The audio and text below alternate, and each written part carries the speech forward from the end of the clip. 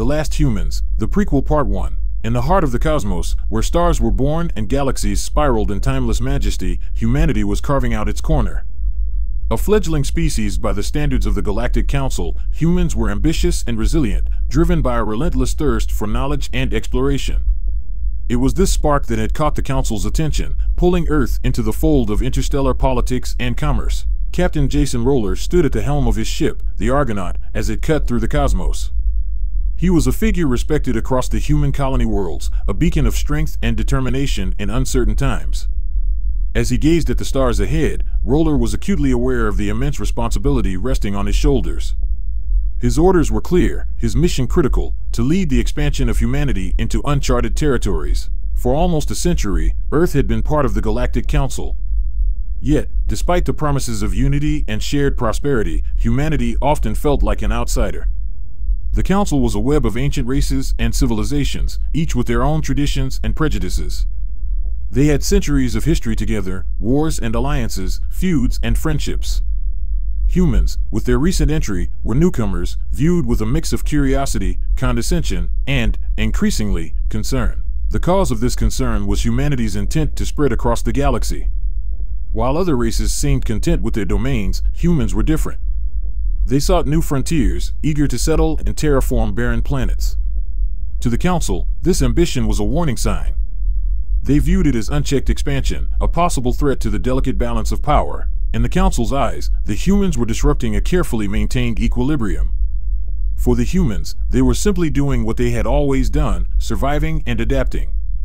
Their drive for exploration, their pursuit of knowledge, were intrinsic to their nature. The Council saw it as a threat, humans saw it as progress. To execute their plans, humanity needed resources, more than Earth and its surrounding colonies could provide. New planets offered rich deposits of rare minerals and elements, fuels for their ever-growing fleet of starships, materials for habitats and defenses. The new worlds were the future of humanity, the next step in their evolution. And Captain Rolar was at the forefront of this expansion. As the Argonaut glided past a nebula, painting a swirl of colors on its hull, Rolar couldn't help but feel a sense of trepidation. The whispers of discontent were getting louder.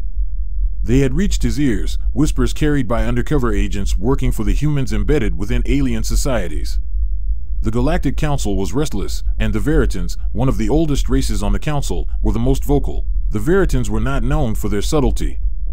They saw humanity's ambitions as a direct threat to their status.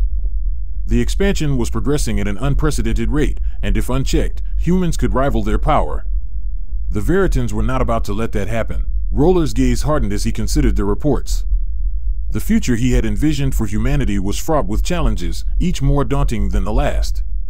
They were navigating uncharted territory, and the only thing certain was uncertainty itself. However, one thing was clear. No matter what lay ahead, Captain Rolar would steer humanity through it, guiding them towards the stars they were destined to reach. In the vast cosmic stage, the first act of a dramatic saga was about to unfold. As Rolar commanded the Argonaut towards their next destination, he couldn't shake off the feeling that their journey was just beginning. The coming months would test them, push them to their limits. But the spark that had ignited their dreams would not be extinguished. Not by the Veritans, not by the Council, not by the vast and unknowable cosmos itself. The age of human expansion had begun, and with it, a chapter that would forever alter the course of galactic history. A delicate balance. The Galactic Council was a marvel of cooperation and politics on a scale never before seen by humanity. It was where species from across the universe convened, shared ideas, settled disputes, and made decisions that affected countless civilizations.